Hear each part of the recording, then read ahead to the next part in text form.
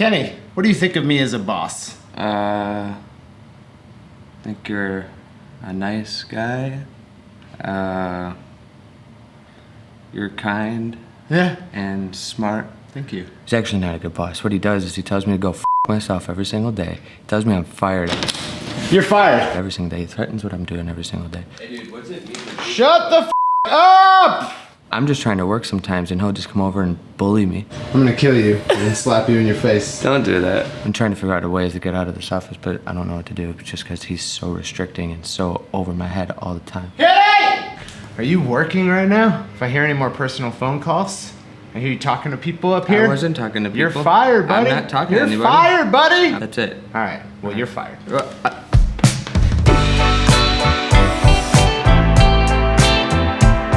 My company, Indepreneur, has been in operation officially for about 2.5 years now. In that time, we've hired 7 people. Along the way, I've had to learn tons of business skills that I didn't already have, including how to hire people. Up until that point, I had never actually hired anyone in my life. Like, I had never made the decision to hire them. Which just goes to show you that if you try as hard as you can, and if you learn as much as you can when the time comes, just because you don't know how to hire someone yet doesn't mean that you won't be able to. Doesn't mean you won't be able to build an organization that has many employees. We're still in the infancy of this business, but so far my lack of expertise in hiring has not led us down any disastrous roads. And so I'd like to pass on everything I've learned to hopefully speed up your journey to making your first hire in your creative business. Especially as creatives, it doesn't come naturally to us to hire people, to be the boss. We don't like being the boss. At least if you're anything like me, you don't like being the boss. Now, eventually, all creatives need to learn how to hire. Well, you could build a business that's just big enough to sustain you at the lifestyle that you want, but not so big that it requires extra help, but you'd be spending all your time trying to keep it that size. So if you're successful at what you want to do, you're eventually going to need to hire. My first real hire that wasn't just someone who was there for the inception of the company was Corinne Campbell, our director of growth. I met Corinne in our indie community. She had taken our training and she seemed like she knew everything that I needed someone to know about digital marketing in order to work with me. So I decided to bring her on as a co-founder. Even though she wasn't there for the absolute inception of Indepreneur, she was going to be responsible for the first stage growth that the company went through. And it was difficult. It was difficult to figure out what terms were fair, to figure out the right mix of equity and salary without compromising the health of the business. And we ended up kind of splitting the risk of the business down the middle. If the business didn't make enough money, neither of us were going to get paid the right salary, but our salaries were the same at the end of the day. And I think that was a very equitable trade for someone who's supposed to be a partner in the business, someone who's supposed to be just as responsible for its success as you are. So when should you make your first hire? You should be making that key first hire before you feel the pressure that brings on and necessitates the first hire.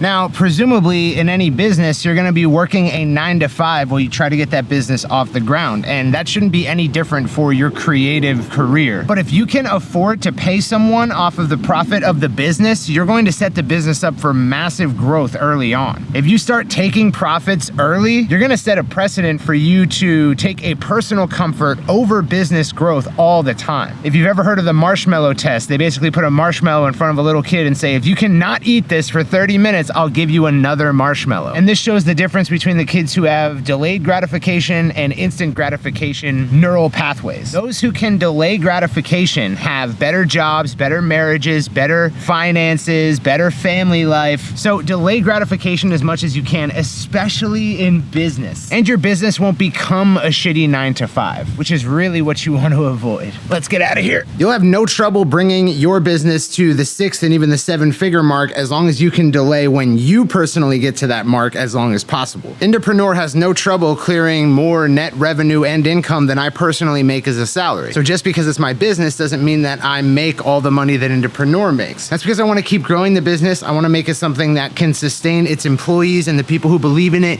and the people who are our customers for a very, very long time. I want to build a legacy, not just a sick personal 6-figure income, which is why I'm in no rush to make 6 figures off of this business. For every every extra dollar that I could take in salary, that's a dollar I could give to an employee who could help get more done and grow the business faster and give more value to our customers and a better time for our employees so they're not overworked. So let's say you're at the point where your creative business can sustain you and you don't need a 9-to-5 or you don't need whatever your side hustle is to help you pay your bills. That's when you're gonna wanna make your first hire. Replace a bunch of what you do in your creative business with the work of someone else that you trust. There's two ways to go about this. You can either hire a partner or you can hire an assistant.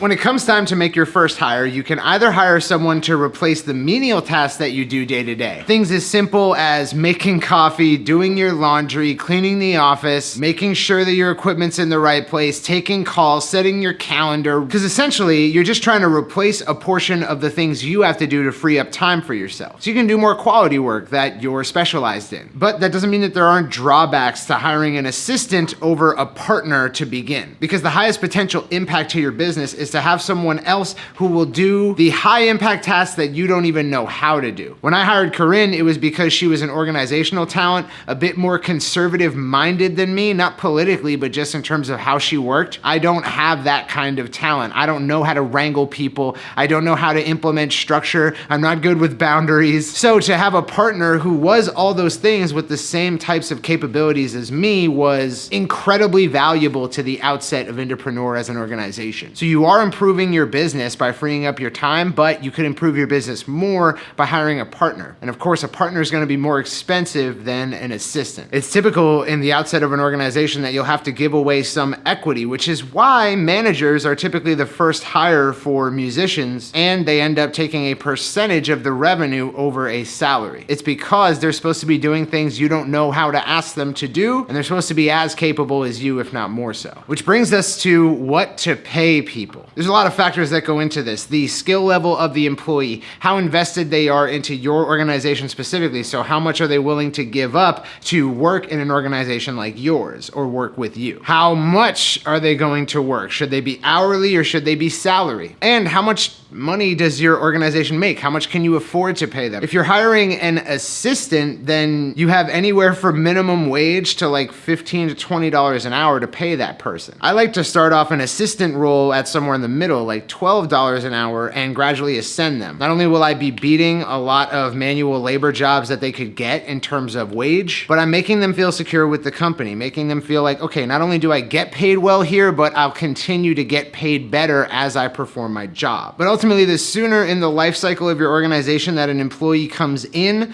the more likely it is you're gonna be giving them equity. Your first employee might get a huge equity share, your 10th employee might get no equity. That's just the nature of the beast. And lastly, should you hire your friends or should you hire outside applications? Here at Indepreneur, I've never hired someone who applied for the job. So I've been scouting talent within our customer base for a long time. I know exactly who in our customer base is doing best with the trainings and can execute any of our strategies. And if they can execute that for one of our agency clients, then I'll hire them as an agency employee while I build in more internal tasks for them over time. So really, should you bring in a friend? Should you bring in someone who's a fan of your music? Or should you bring in someone who has no idea who you are? There are benefits and drawbacks to each one. If you bring in a friend, especially as a creative person who is probably high in trait openness and high in trait agreeableness, you'll have a hard time reprimanding your friend, and it's much more likely that you'll stuff down any improvements you could make to them until you just blow up at them. I personally have no problem telling Kenny that he's fired at any time, but I think the rule is generally true. If you hire your friends, you're gonna have difficulty firing them and reprimanding them. So if they slack off, you just have no recourse. It's never fun firing or reprimanding someone, but it's especially not fun if it's a close friend of yours. Now, as for hiring a fan, if you have someone who's truly invested in what you do, they'd be a great addition to your organization, pending that they're competent. Every single one of our last 3 hires was an Indepreneur customer or someone who was aware of Indepreneur or a fan of what we do. And as a result, they have a lot more buy-in to our company culture than anyone else would have. I've seen organizations that are populated entirely by outside applications, and those people are typically miserable. So we like to have a lot of cultural buy-in from our employees, and I recommend that you go the same avenue. If you can find fans who are really willing to work with and for you, then you could build a great organization. So you will need to hire probably around the same time that your business gets big enough in order to supplement your income, in order to allow you to quit whatever job you're doing. And you should hire before then, not after. You could take all the business classes in the world, but nothing's going to prepare you for what it's actually like to hire someone as an entrepreneur. So learning to hire is something that you learn on the job, I'm afraid. You can hire a partner, someone who is supposed to get paid almost as much as you, if not more, or you can hire an assistant, someone who gets paid closer to minimum wage that you're going to accelerate over time. This one grows your business super fast if you choose the right person. This one frees you up to grow your business super fast. You choose which one you want and can afford. Hiring your friends brings significant benefits. Work is fun. You love the people you work with, but if that ever goes south, it makes it very difficult. Hiring people who already are bought into the culture of what you do, like your fans or your customers, I think is a great idea. And hiring outside applications can be useful for highly specialized roles in your organization, but it has a lot of drawbacks too. It's bad for company culture. At the outset of your organization, your first set of employees, you're gonna be giving out equity because you won't be making enough money to pay them what they're worth, most likely. But what to pay people is somewhere in the middle of what you make, what your organization can afford, and what they're worth. And since you're an agreeable, open-minded creative, you're going to need to watch your managerial style. You might want to get someone in there who can manage people first, because it's unlikely that you have sick managerial talents because you're so agreeable. You just want to smooth things over, avoid any conflict, and just keep making music. And that's not helpful for running an organization. With that said, I've been Circa for Full Stack Creative, and I sincerely hope that this video was helpful to anyone out there who's getting to that point where they're gonna wanna start building their creative company, hiring employees. If it did help you, or if you liked this video, please like the video. Down below here, you just click on the thumbs up, and then click the subscribe button if you haven't, and you'll get more music business advice, creativity tips, gear reviews, tutorials several times per week. And if you do choose